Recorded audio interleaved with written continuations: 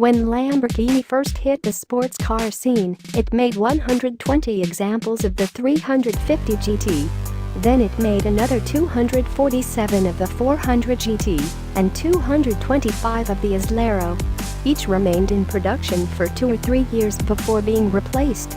Now 55 years later, it's taken about the same amount of time to build 300 racing versions of the Huracan. Not totaled versions of the road-going Huracan. It's already made 10,000 of those. We're referring strictly to the racing models, the Super Trofeo and the GT3 versions, that are made specifically for motorsport competition. Lamborghini Squadra Corse has produced the 300th example of those in the past 36 months, which just goes to show how far the Italian automaker has come in terms of production in the past half-century plus. In 2017, for the 7th consecutive year, Automobili Lamborghini set a new production record with 3815 road cars delivered, said Lamborghini Chief Executive Stefano Domenicali. Equally extraordinary is the number of racing cars that Lamborghini Squadra Corse has produced in just 3 years since the launch of the Huracan Super Trofeo and Huracan GT3, proving that the growth trend of our brand is definitely positive also with regards to motorsport customers.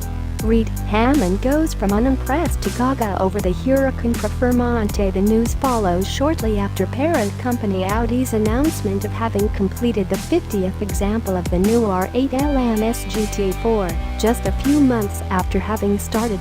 Building customer racing cars has clearly become big business for the Volkswagen Group and all its subsidiaries, each of which offers its own competition machinery to privateer teams, save for Bugatti.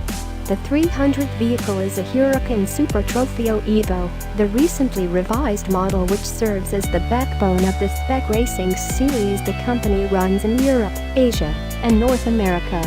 The Huracan GT3, meanwhile, is dispatched for competition in Open Series, where it competes with rival machinery from other manufacturers, including the Continental GT3 and 911 GT3R from its sister companies Bentley and Porsche. Both of Sant'Agata's racing models are built along the same assembly line as their road-going counterpart, with specially trained technicians following them along the line to apply the competition-specific components. The fact of building racing cars by applying the same model of the series production, says Chief Engineer Maurizio Reggiani, is a considerable added value.